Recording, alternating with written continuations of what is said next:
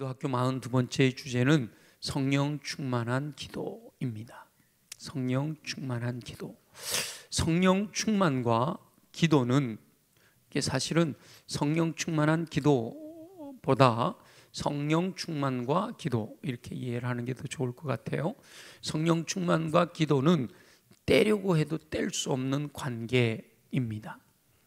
기도할 때 성령 충만이 주어지고 성령으로 충만할 때 기도가 능력 있게 되기 때문이지요. 그래서 성령 충만과 기도는 선순환을 이루며 풍성한 능력을 나타냅니다.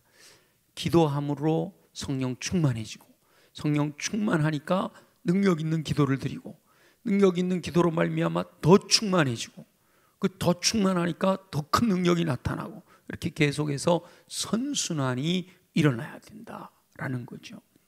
근데 이 성령 충만과 기도가 이렇게 맞물려서 시너지로 더 놀랍게 커지는 선순환을 이루어야 되는데 이 연결고리가 끊어지게 되면 능력이 사라지고 무기력한 신앙생활을 하게 됩니다.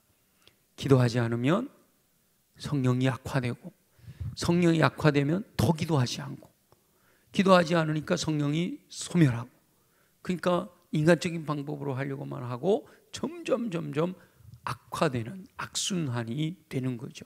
그래서 선순환이 이루어질 때 그 고리가 끊어지지 않도록 계속 이어가는 게 중요하고 악순환이 되어질 때 그 악순환의 연결고리를 딱 끊어버리고 멈춰버리고 거기서부터 다시 시작하는 선순환의 역사가 필요한 겁니다.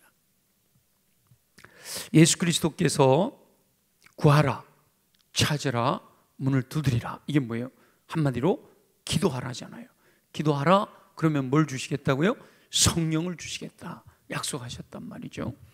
예수님이 승천하시기 직전에 제자들에게 예루살렘을 떠나지 말고 성령이 임하시기를 기다려라 이렇게 말씀을 하셨고 제자들은 오직 전혀 기도하기에 힘쓰며 성령이 임하시기를 기다렸습니다.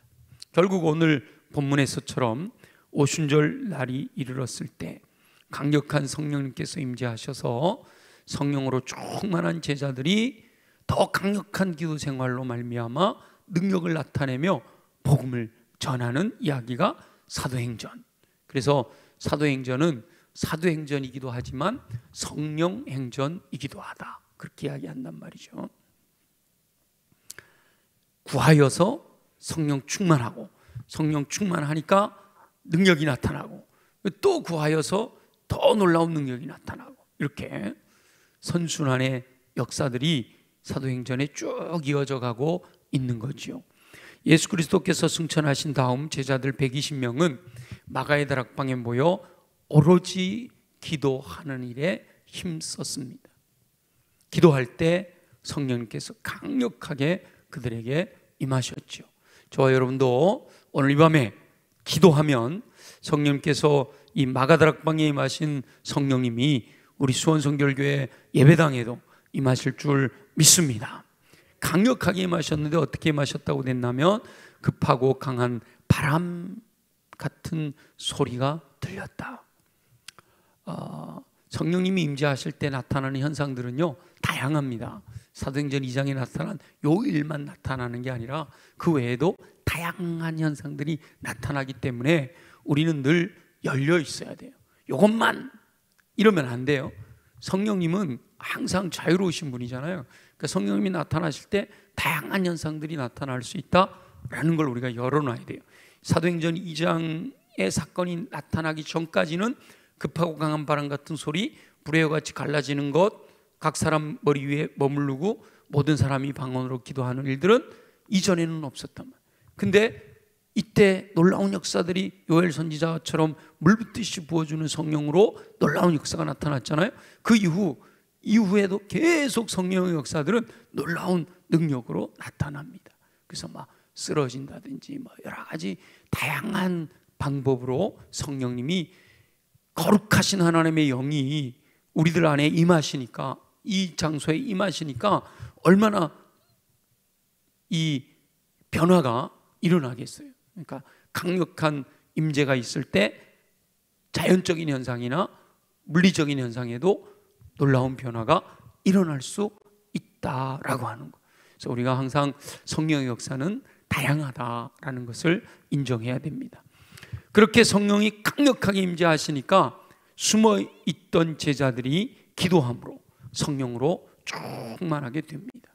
숨어있던 제자들이 기도함으로 성령으로 충만하게 된 그들이 말이죠, 성령 충만하게 되니까 숨어있던 제자들이 문을 열고 나오는 거예요. 담대하게 사람들 앞에서 하나님의 나라와 십자가의 복음을 선포합니다. 예수 그리스도의 십자가 죽으심과 부활에 대해서 담대하게 선포하는 거죠.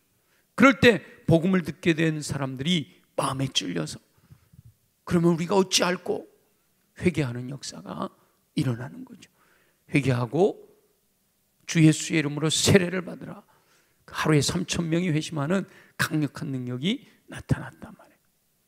그러니까 저와 여러분도 늘 성령 충만을 구해야 할 줄로 믿습니다. 마가다락방에서 120명이 간절히 구하면서 간구했던 것처럼 기회를 따라 무시로 하여튼 할 수 있으면 모든 방법을 동원해서 성령으로 충만하게만 하면 하나님의 강력한 능력들이 나타나니까 말이죠. 그래서 성령 충만을 위해 기도해야 되고 성령으로 충만하여 기도함으로 능력 있는 삶을 살아야 하는 겁니다. 성령이 충만할 때 기도하는 사람이 되고 기도하는 사람은 능력 있는 사람이 되어서 결국은 승리하는 삶을 살게 될 줄로 믿습니다. 저와 여러분 모두가 승리하는 삶을 살게 되시기를 예수님의 이름으로 축원합니다. 기도할 때 성령 충만의 역사를 경험하는 것이요, 성경에서도 사도행전 2장에만 나타나는 게 아니에요. 사도행전 4장에도 동일한 사건들이 기록이 되어 있는데, 사도행전 4장에 보면 막 핍박이 가해지잖아요. 그러니까 성도들이 모여서 함께 기도합니다. 하나님, 우리를 위협하고 있는 저들의 위협을 줄여주시고 담대하게 복음을 전하게 하여 주옵소서.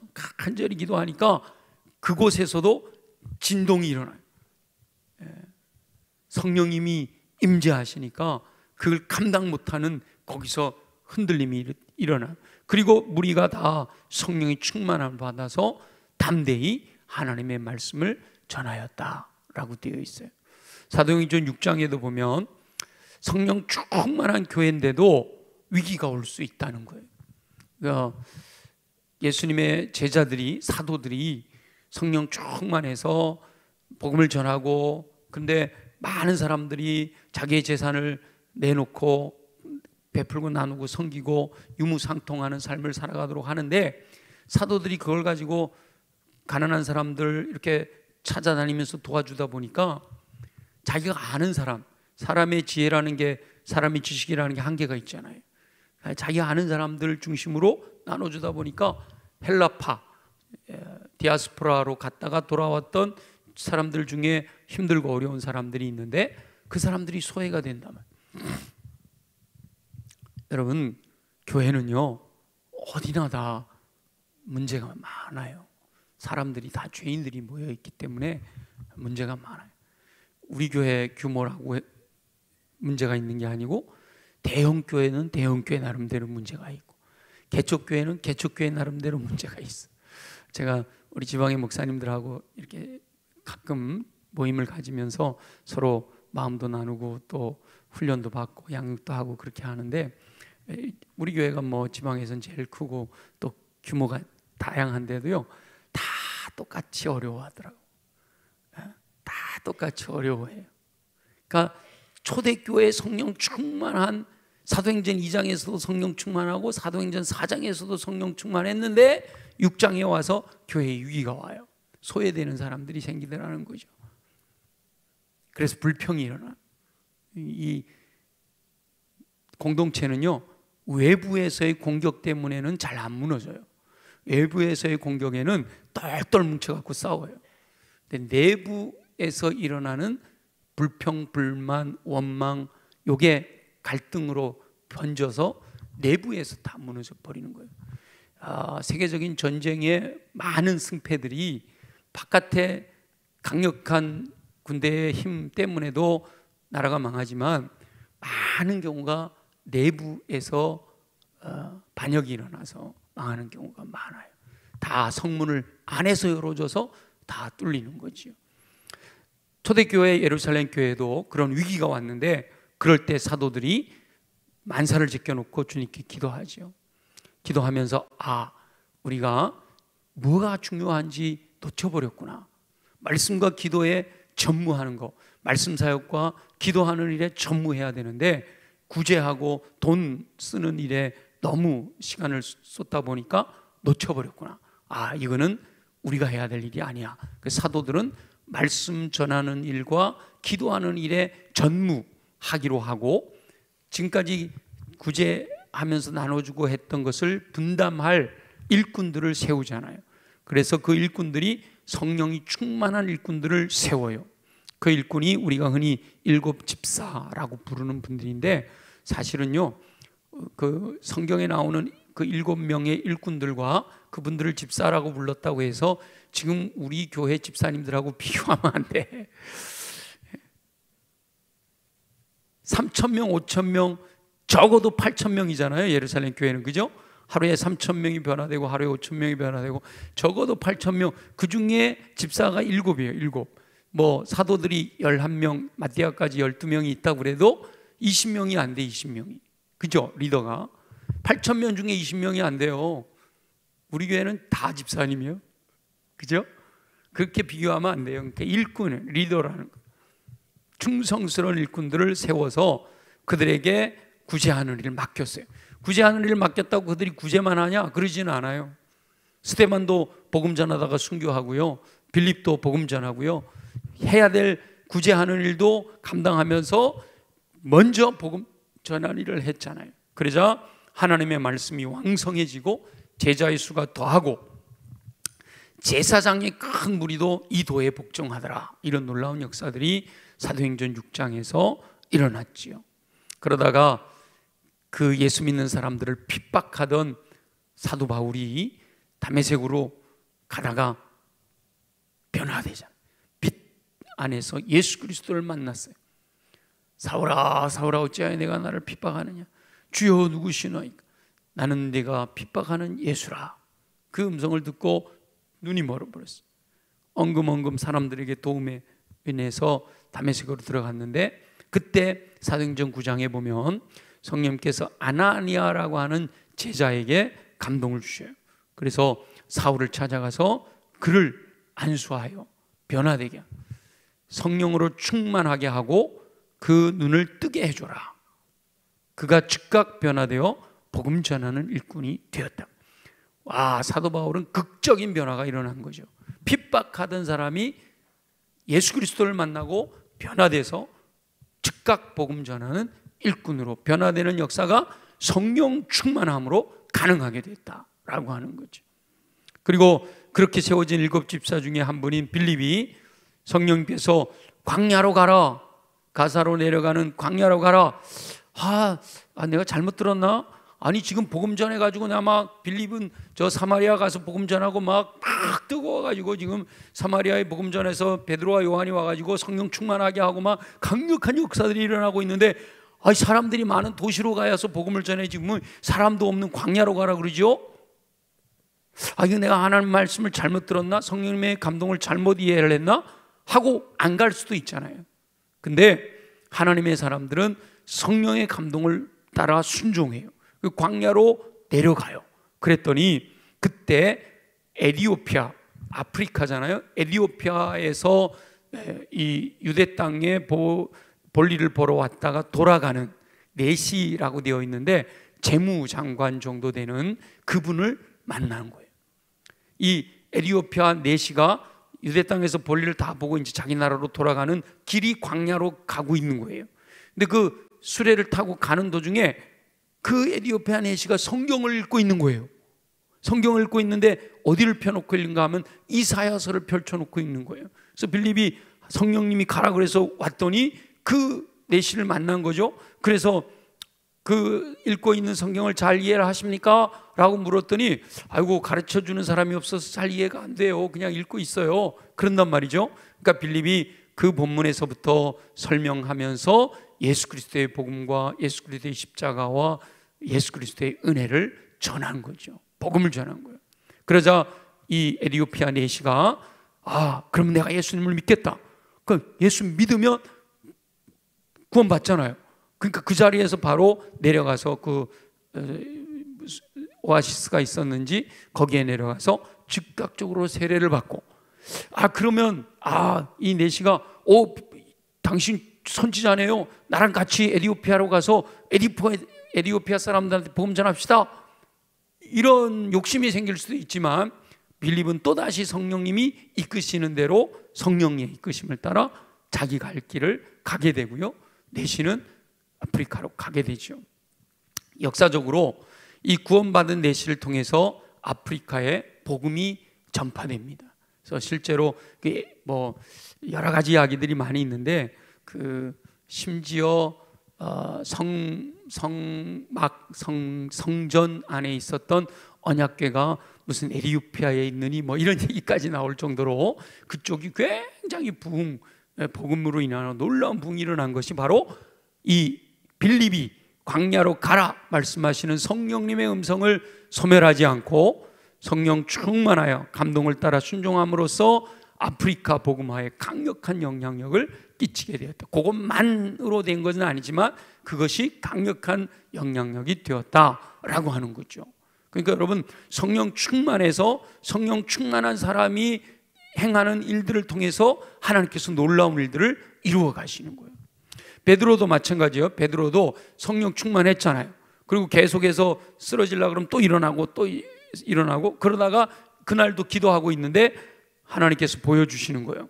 보자기에서 내려오는 거 그렇게 보여주시면서 난 부정한 거 안 먹습니다. 그러니까 내가 거룩하게 한 거 왜 부정하다 그러냐. 그런데 마침 이방인 고넬료, 백부장인 고넬료가 베드로를 초청한다. 그 하나님 보여주신 것이 이방인 부정한 사람들이지만 그들에게 가라고 하시는구나 하고 베드로가 고넬료의 집에 가서 복음을 전하였더니 그 자리에 모였던 고넬료 집안의 모든 사람이 예수 믿고 회심하고 그들이 세례받고 거기서 놀라운 성령의 역사가 나타나게 되잖아요. 그런데 이 고넬료는 이방인이란 말이에요. 베드로가, 모든 제자들의 리더인 베드로가 이방인에게 복음을 전했던 이것이 나중에 사도 바울이 회심해서 사도 바울이 이방인들에게 복음을 전할 때 유대인들에게만 복음을 전해야지 왜 이방인들에게 복음을 전하냐, 막 이게 예루살렘 안에서 정통 유대인들이 그런 반기를 들고 일어났단 말이에요. 그럴 때 예루살렘 공의회에서 베드로가 사실은 내게 이런 일이 있었다, 성령님이 하시는 일이다, 이방인에게도 복음 전하는 거 하나님이 기뻐하시는 일이야 라고 이방인 선교의 당위성을 주장하는 큰 힘이 된 거예요. 이게 바로 성령님의 역사다. 기도하면 성령님이 충만하고 성령님의 이끄심을 따라 순종하면 더 풍성해지고 더 풍성해지는 이런 일들이 일어난단 말이죠. 또 사도행전 16장에 보면 사도 바울이 바나바와 갈라져 가지고 바나바는 마가를 데리고 구브로로 복음 전하러 가고 사도 바울은 실라를 데리고 육로를 따라서 2차 전도여행을 올라가는데요. 그때 바울은 아시아, 이 에베소, 서머나, 버가모, 이 아시아 지역의 지금의 터키 지역의 이 에게해 연안, 지중해로 하는 이 에게해 연안에 큰 도시들에게 복음을 전하고 싶었단 말이에요. 아시아로. 왜냐하면 사람이 많은 곳에 가서 복음을 전해야 되니까. 근데 성령께서 계속 막으시는 거예요. 그래서 여기 안디옥에서 시작해가지고 더베, 비시디아, 안디옥 쫙 갔다가 여기서 에베소로 가야 되는데 성령님이 막으시니까 여기로 못 가요. 그리고 위로 올라가요. 위로 올라가다가 하나님께서 이쪽으로 가라 그러시나 보다 하고 이 비두니아 쪽으로 가려고 그러니까 또 예수의 영이 막으셔요. 그래서 여기서 거꾸로 내려가요. 흑해를 중심으로 밑으로 내려가요. 내려가다가 드로아에서 드디어 마게도냐 사람의 환상을 보게 되는 거죠. 그 성령님의 감동을 따라 순종하는데, 여러분 우리 그러잖아요. 성령님이 감동돼도 우리 어떻게 해요? 내 맘대로 하잖아요. 성령님이 이렇게 감동을 주셔도 내 맘대로 하잖아요. 여러분 표정 보니까 3분의 2는 성령님의 감동대로 하시는 것 같아. 3분의 1만 저처럼 내 맘대로 하는 것 같아. 근데 내 맘대로 하잖아요. 근데 사도 바울은 기도하는 사람이니까 성령님이 이끄시는 대로, 제가 지금 요거 설명해 드리는 거 여러분 책에 성경 구절로 쫙 나와 있는 거라 너무 길어서 읽지 않고 제가 설명해 드리는 거예요. 자, 그래서 드로아에서 건너와서 우리를 도와라라고 하는 마게도냐 사람의 환상을 보고 빌립보로 건너가잖아요. 바울의 그 순종 덕분에 빌립보에서부터 유럽으로 복음이 전파되어서 땅끝까지 증인이 되리라 라고 했던 사도행전 1장 8절의 말씀이 성취되는 거단 말이죠. 토인비였던 것 같아요. 토인비라고 하는 역사가가 이 사도 바울이 빌립보로 건너가는 드로아에서 배 타고, 실제로 터키 가보면 지난번에 우리 터키 그리스 갔을 때 여기서 배 타고 빌립보 건너가는 여기 굉장히 가까워요. 여러분 지도 보면 지중해가 이렇게 있고 에게해가 이렇게 들어가면 에게해에서 흑해로 연결되어지는 고기가 아주 협곡으로 굉장히 짧아요. 배 타고 가면 금방 건너가요. 그 배 타고 건너가는 사도 바울의 어깨에 유럽의 문명이 짊어져 있었다, 이렇게까지 표현해요. 그러니까 사도 바울이 유럽으로, 그러니까 마케도니아는 유럽이잖아요. 마케도니아, 그리스 이쪽은 다 유럽이잖아요. 유럽으로 복음을 전파함으로 말미암아 유럽의 문명이 바뀌었다는 거예요. 역사가 바뀌었다는 거예요.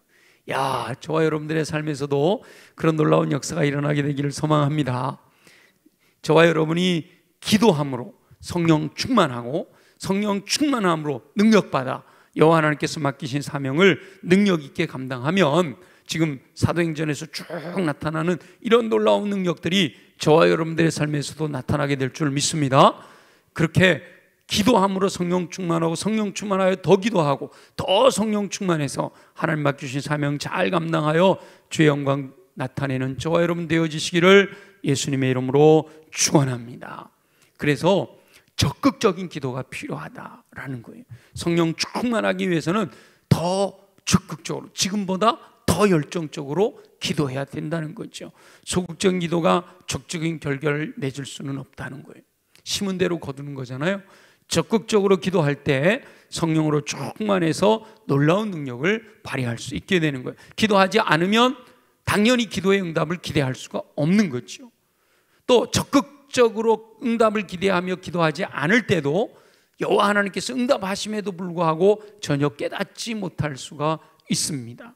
그래서 우리는 더 적극적으로 기도해야 된다. 우리가 예수 그리스도의 마음을 품자 그러잖아요. 예수 그리스도의 마음을 품고 그 다음 뭐예요? 예수 그리스도의 인격을 담고 예수 그리스도의 삶을 살자 그러잖아요. 근데 예수님을 닮으려면 예수님처럼 살아야 되잖아요. 예수님이 뭐 하셨어요? 기도를 대충 하지 않으셨잖아요. 적극적으로. 누가복음 22장 44절에 보면 예수께서 힘쓰고 애써 더욱 간절히 기도하시니 땀이 땅에 떨어지는 핏방울같이 되더라, 이렇게 기록이 되어 있단 말이에요. 오늘 밤에 한번 우리 이렇게 적극적으로 한번 기도하십시다. 하나님, 우리를 성령으로 충만하게 해 주옵소서. 성령 충만해야만 또 우리가 많은 것들을 이루어가고 성령 충만할 때 주님 우리를 통해서 놀라운 역사를 이루실 줄 믿습니다. 예수님은 힘쓰고 애써 간절히 기도하셨는데 나도 예수님처럼 힘쓰고 애써 더욱 간절히 기도할 수 있기를 소망합니다. 이렇게 적극적으로 기도하여 성령 충만을 경험하게 되면 또다시 더 적극적으로 우리가 뭐든지요 하면서 잘 되면 또 신나서 더 열심히 하잖아요. 주의 일도 마찬가지예요.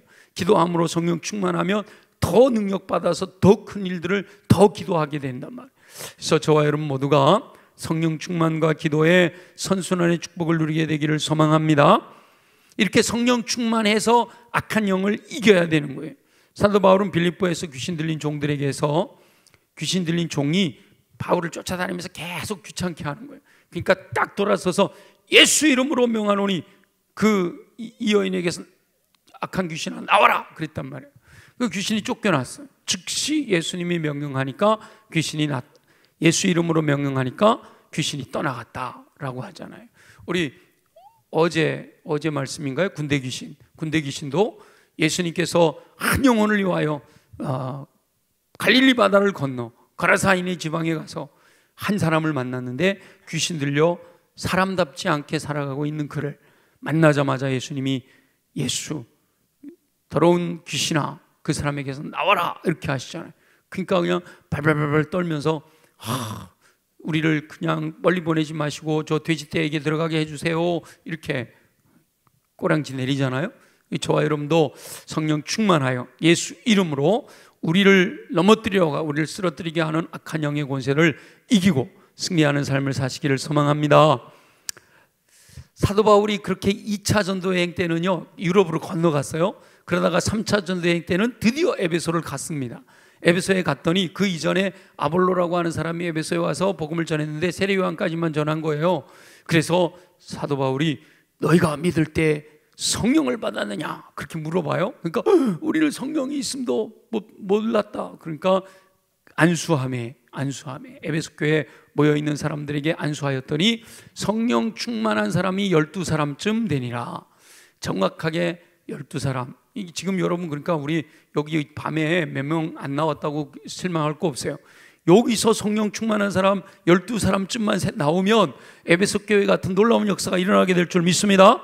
그 에베소 교회에서 사도 바울은 얼마나 놀라운 능력이 성령의 권능으로 나타났는가 하면 여호와 하나님께서 사도 바울의 손으로 놀라운 능력을 행하게 하시니까 심지어 사람들이 바울의 몸에서 손수건이나 앞치마를 가져다가 병든 사람에게 얹었더니 그 병이 떠나가고 악기가 나았다는 거예요. 손수건 갖다가 이렇게 얹으면 이게 병자 나간다는 거예요.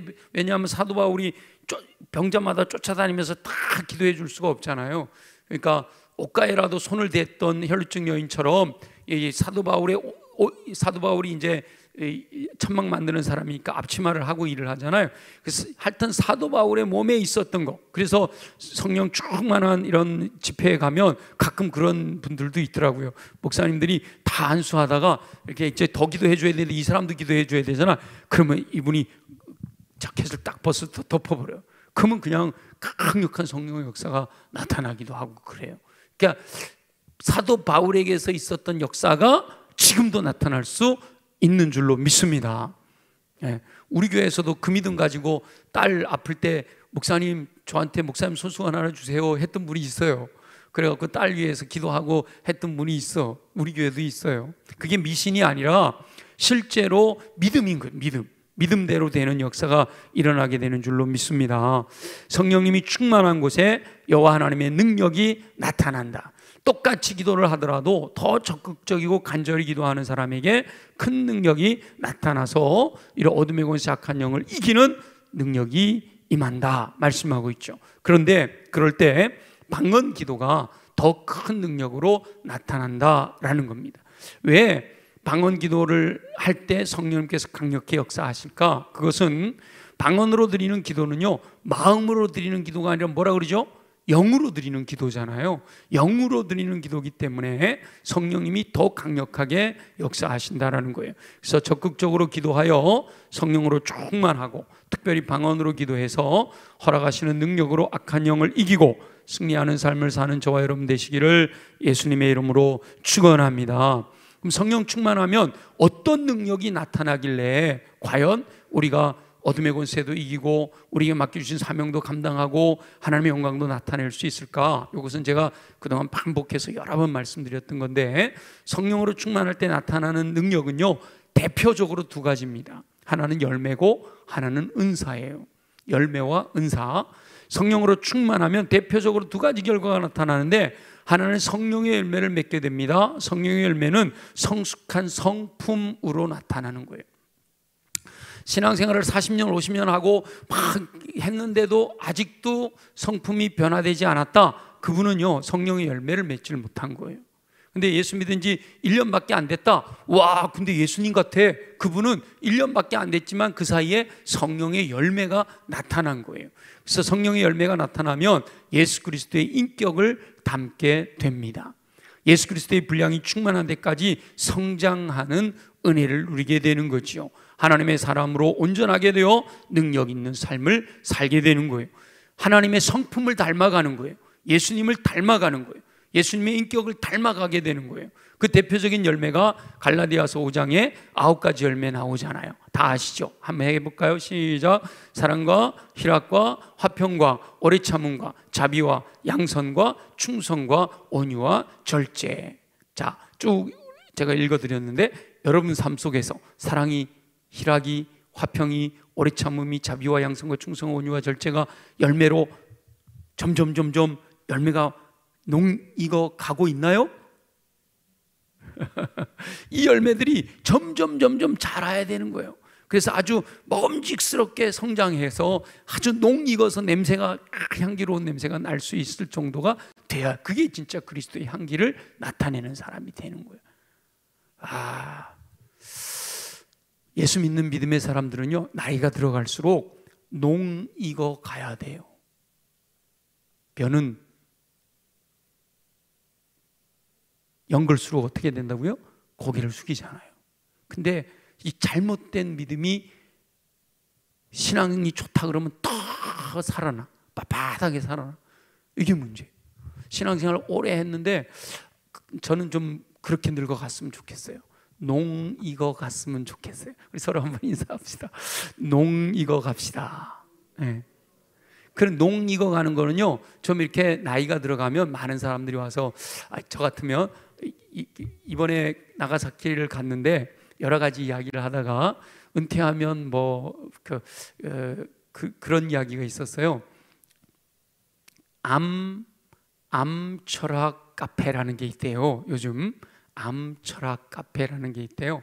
카페를 운영하면서 암 걸렸던 사람들이 거기 와서 서로 이제 암 투병했던 것들을 서로 나누는 그런 카페가 있다고 그래요. 그래서 그런 얘기들이 그 웰다잉 강의 중에 나와서 제가 그랬죠. 나는 은퇴하면 이렇게 좀 저기 바닷가나 이렇게 좋은 데 가서 후배들이 찾아와서 마음껏 쉬다 갈 수 있는 그런 카페 같은 거. 이형로 목사님이 그러시더라고요. 부흥회 때 오셔가지고 저 개인적으로 교제하는데 은퇴하시면서 그런 생각을 하셨대요. 2층에 가정집을 두고 1층을 카페로 해서 아무나 와서 차 마시고 가고, 후배들이, 특히 목회자들 후배들이 오면 서로 이제 대화해서 그들의 아픔도 만져주고 그들을 도울 수도 있고 그랬으면 좋겠다고. 그거 왜 못하셨어요? 그랬더니 경기도에는요, 땅값이 너무 비싸대. 그래서 말리형 교회 같은 교회에서도 목사님 은퇴하실 때 그걸 못 해드렸대요. 그래서 저는 강릉이니까 고향이, 저는 강릉 가면 땅값 안 비싸니까 한번 해보고 싶어요. 이제 그랬는데 저는 그런 생각이 들어요. 은퇴하시고 나이가 들고 그러면 후배들이 정말 존경하는 마음으로 찾아와서, 목사님 이럴 때는 어떻게 하면 좋을까요? 저럴 때는 어떻게 하면 좋을까요? 조언을 구할 수 있는 성숙한 인격이 됐으면 좋겠어요.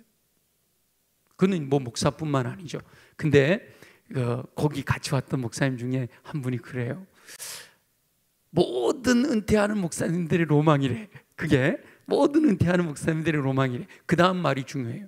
근데 후배들이 아무도 안 찾아갈 걸 그러더라고요. 그만큼 존경받을 만하지 않다는 거거든요. 익지 않았다는 거예요, 목사님들인데. 참. 근데도 저는 나름대로 저는 감사해요. 왜냐하면 우리 이세종 목사님이 언제 한번 찾아왔어요. 목사님 인사하러 왔다가, 벌써 우리 교회 또 한지 꽤 됐잖아요. 근데 찾아왔다가 그래요. 목사님이 이렇게 청년회를 지도하는데 이런 어려움이 있는데 이럴 때는 목사님 어떻게 해야 될까요? 물어보더라고. 그래서 나 같으면 이렇게 하고 저렇게 할 것 같다 그랬더니 얼마 전에 문자가 왔어요. 목사님 그때 조언해 주신 대로 했더니 아주 문제가 잘 해결돼서 지금 안정돼 있습니다. 그래요. 얼마나 감사해요. 지금 이제 은퇴가 많이 길면 10년 이상 이렇게 남아있고 짧으면 6년 안에 나가게 되겠지만, 근데 그럴 때 이게 좀 익어 갔으면 좋겠어요. 근데 이게 저만 아니라 우리 성도들이 다 익어 가야 되는 거예요. 여러분이 나이가 들어서 70되고 80되면 후배들이 와가지고 아이고 장로님, 아이고 권사님, 이렇게 좀 권사님을 본받고 싶어요. 장로님을 본받고 싶어요. 우리 안수 집사님 본받고 싶어요. 어떻게 하면 그렇게 살 수 있어요? 참 이렇게 하면 좋은데. 근데 그냥 이렇게 제가 이렇게 보니까요, 우리 교회는 말고 어르신들이요 익어 가는 게 아니라 거꾸로 어린애가 돼 가더라고. 이게 나이가 들수록 거꾸로 어린애가 돼 가더라니까요. 그래서 불평도 더 많고 섭섭한 것도 더 많고요. 그 잔소리들이 그렇게 더 많아지는지 몰라. 점점 더 그래지더라고요. 그래서 제가 그 모습을 보면서는, 물론 다 그분들도 노하우가 있고 쌓인 경험이 있으니까 이제 좋은 의도에서 하시는 건데, 이게 본인들 우리 그러잖아요. 깨구리 올챙이적 시절 생각 못한다고 그러잖아요.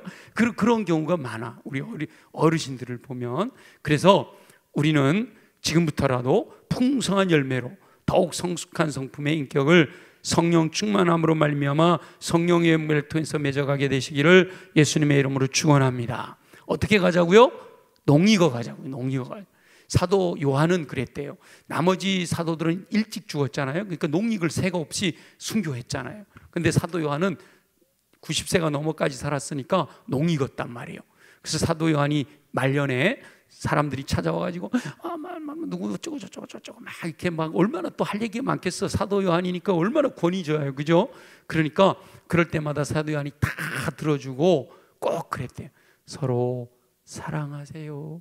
그랬대요. 그냥 서로 사랑하세요. 그랬다는 거예요. 야, 우리도 좀 그랬으면 좋겠어, 그죠? 여러분 서로 사랑하세요. 양보하고 덮어주고 이렇게 하면서 서로 사랑하면서 사세요. 사랑하면서 살기도 시간이 없잖아, 그렇죠? 그렇게 좀 인격적인 예수 그리스도의 인격을 본받는 저와 여러분 성령 충만한 삶 되시기를 소망합니다. 또 하나는 은사로 나타나는데요, 은사는 모든 선한을 행할 능력이지요. 여호와 하나님께서 맡기신 사명을 능히 감당할 능력으로서 은사가 주어지는 거예요. 성령의 은사를 체험하면 주의 일을 하는 것이 즐겁습니다. 여호와 하나님께서 허락하신 능력으로 감당하기 때문이지요. 그런데 더욱 큰 은사를 사모해라 이렇게 말씀하셨잖아요. 그렇게 더욱 큰 은사를 사모하면 믿음대로 허락해 주실 줄 믿습니다. 대표적인 은사가 고린도전서 12장의 9가지 은사예요. 뭐죠? 제2 말씀과 지식의 말씀, 믿음, 병고침, 능력, 행함, 예언, 영분별, 방언, 통역이에요. 로마서 12장의 7가지 은사인데요, 예언, 섬김, 가르침, 위로함, 구제함, 다스림, 긍휼, 베품입니다. 에베소서 4장에는 5가지 은사가 나오는데요, 복음 전하는 자, 목사, 교사로 주어져 있어요. 이렇게 그래서 성경에는 은사가 여러 가지가 나오는데 구체적으로 나오는 것은 이렇게 3군데가 나오고요, 피터 와그너라고 하는 분은 27가지 은사가 있다 이렇게 표현하고 있고, 거기에는 독신의 은사도 들어갑니다. 27가지에는. 근데 이제 우리가 NCD라고 하는 크리스천 슈바르츠는 30가지로 얘기를 해요. 성부에 관한 은사 10개, 성자에 관한 은사 10개, 성령님에 관한 은사 10개 이렇게 나누기도 합니다. 이렇게 성령으로 충만하면 열매와 은사가 나타나서 놀라운 능력으로 여호와 하나님께서 맡기신 사명을 능력 있게 감당하도록 도와주시는 거예요. 이게 성령의 열매로 내가 인격이 풍성해지면 그 인격의 감화가 돼가지고 이 사람이 변화가 되는 거예요. 내게 은사가 있어, 병 고치는 은사가 있어, 환자를 위해서 기도하면 그가 병이 치료가 돼가지고 그가 예수님이 살아계시고 하나님이 살아계시는구나, 예수 믿게 된 역사가 일어나는 이런 능력들이 나타난다라고 하는 거죠. 그렇게 여호와 하나님께서 허락하시는 선순환의 축복이 임하게 되기를 간절히 소망합니다.